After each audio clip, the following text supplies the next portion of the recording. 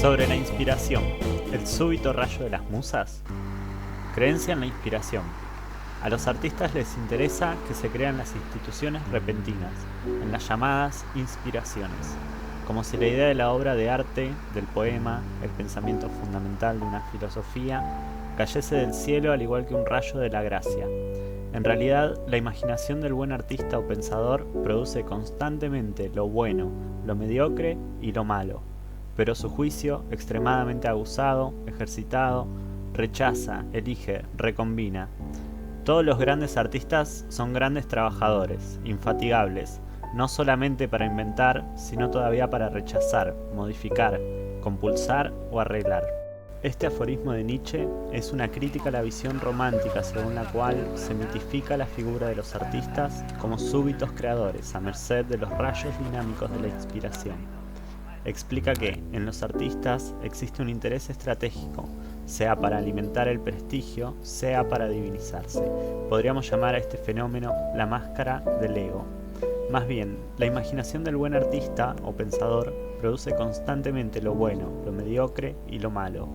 Todos estos niveles de calidad coinciden y coexisten en los caminos del proceso creativo. ¿Por qué dice esto? Porque quiere señalar que hay algo admirable también en la capacidad de discernir, pulir y transformar. La creación requiere también criterio y voluntad. No toda creación emerge en su forma final desde el comienzo. No toda idea, por más cultivado que pudiera ser el artista, es excelente. Que todos los grandes artistas sean grandes trabajadores pone una luz sobre ese esfuerzo diario, gracias al cual se consigue armonizar tanto la disciplina como el juicio y la pasión. Para alcanzar la virtud hay que trabajarla, elaborar la idea y nutrirla hasta que florezca.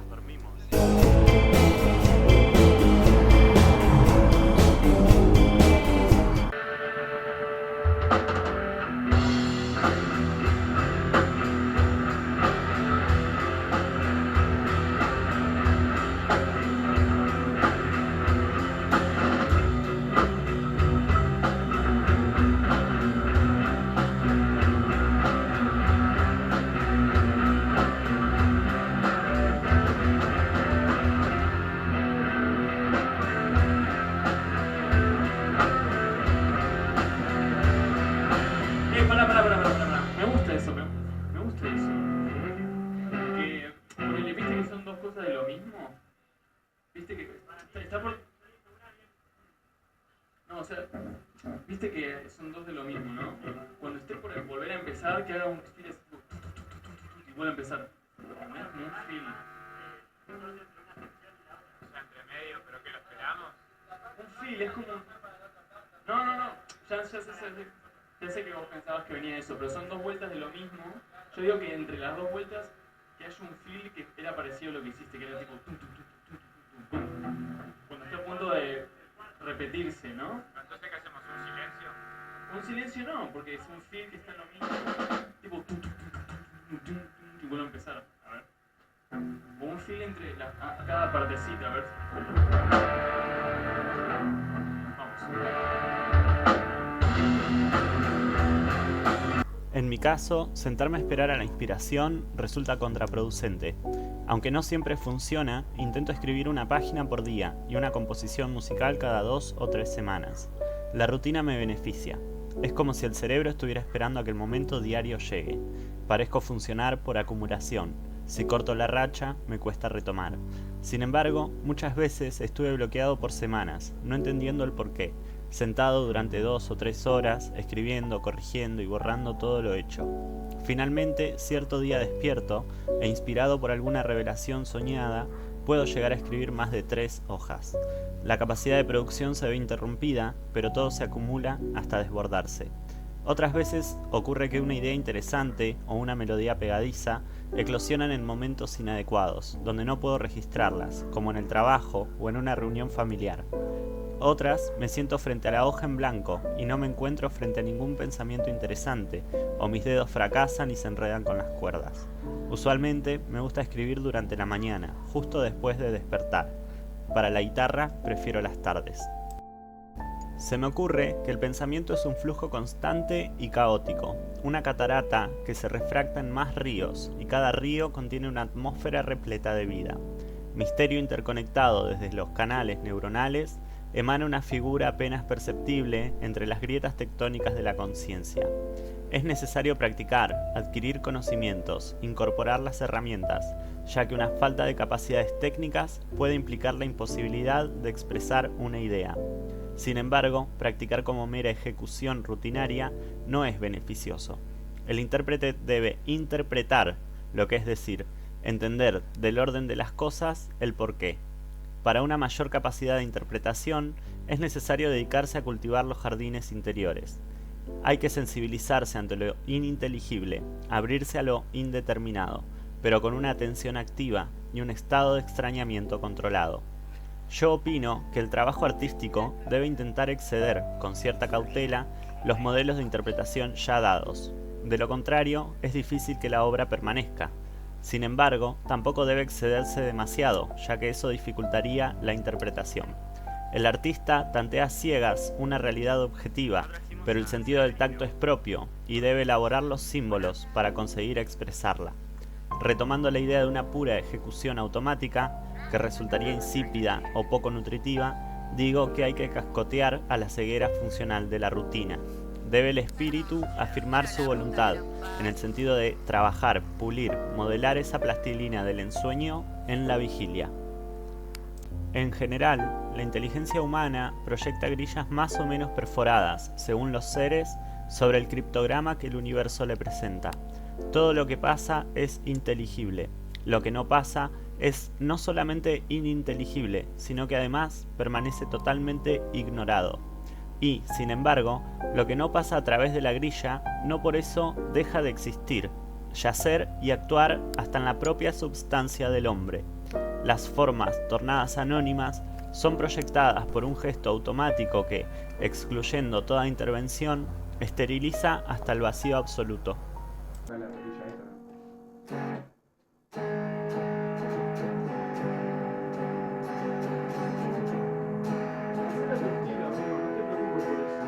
Actividad y descanso.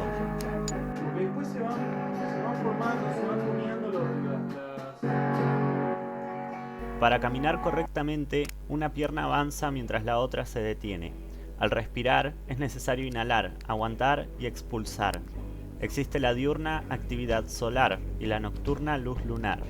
Para la hipertrofia muscular, es necesario el descanso también entre ejercicios. La energía de la vigilia necesita de su contracara, cargarse de energía a través del sueño para habitar el cuerpo en condiciones óptimas. Quiero decir que, así como es necesario dedicarse conscientemente a mantener una atención activa respecto al estado creativo en la vida cotidiana, es necesario también saber cómo descansar. Aquello que ingerimos se hace cuerpo, pero es necesario dar lugar a la digestión. Yo re piroteando y estaban todos esperándome.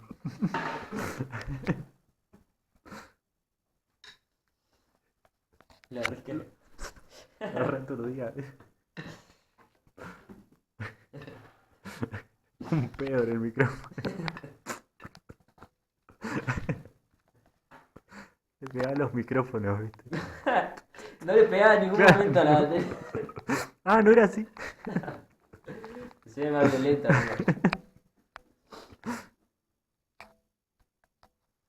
Pasaba el celu.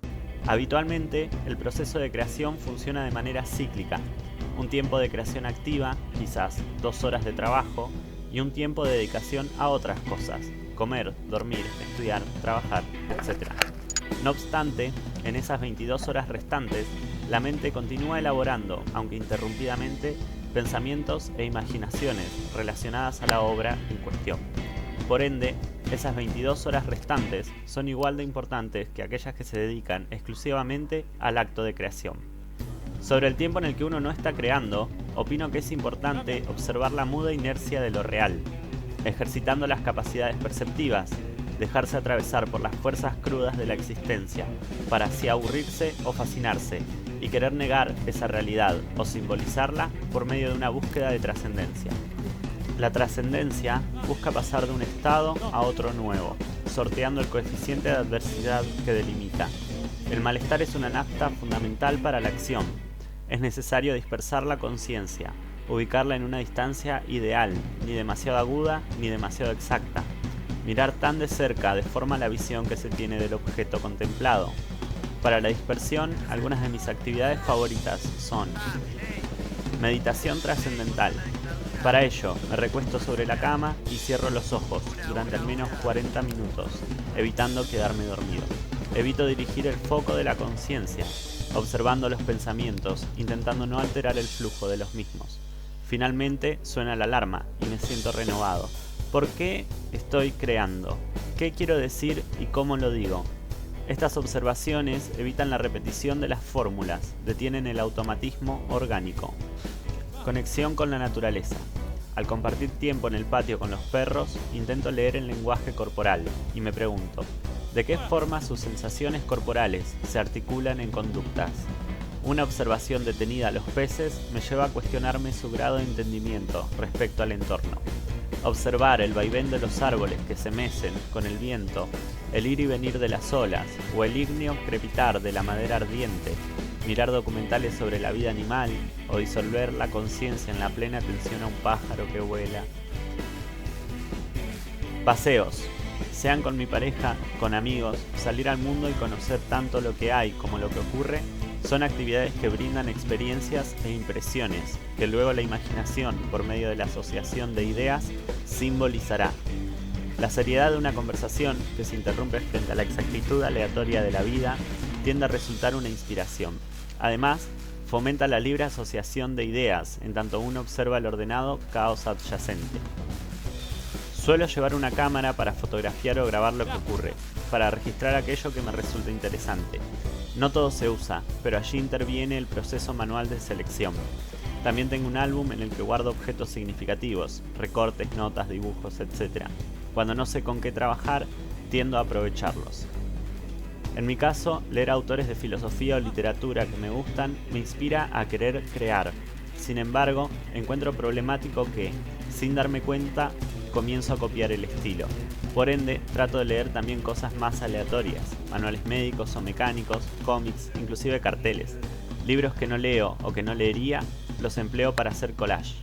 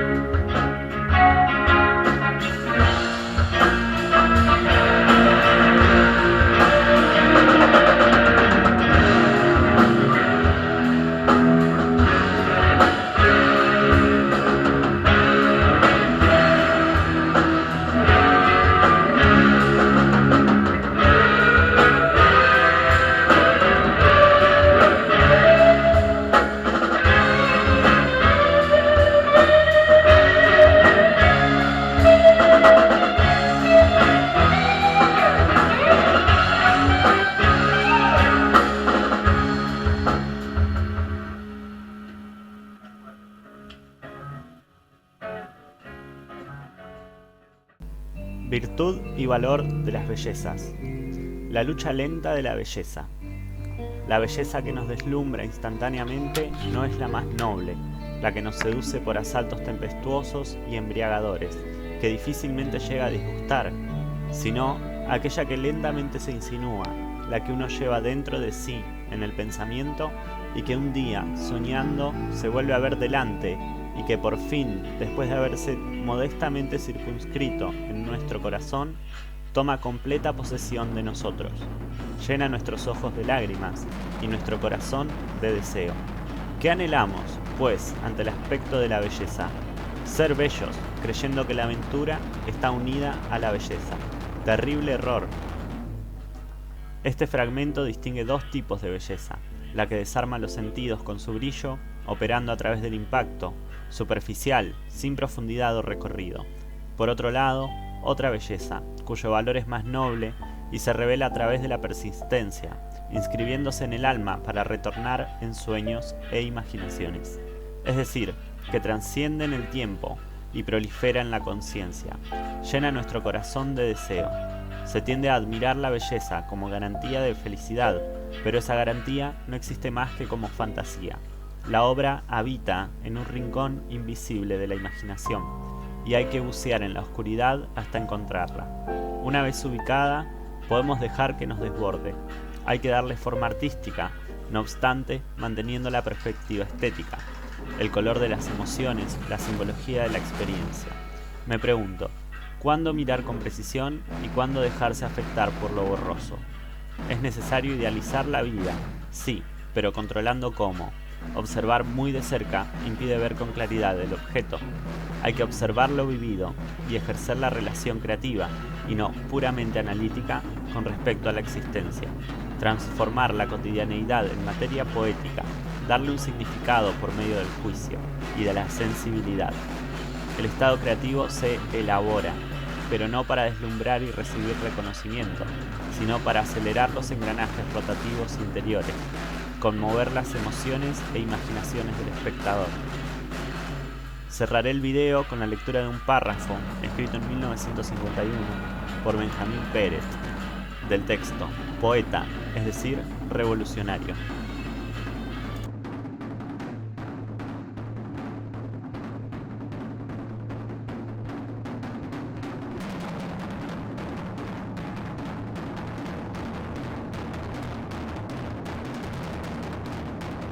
Si se busca el significado original de la poesía, hoy disimulada bajo los 1000 oropeles de la sociedad, se constata que ella es el verdadero aliento del hombre, la fuente de todo conocimiento, y ese conocimiento en su aspecto más inmaculado.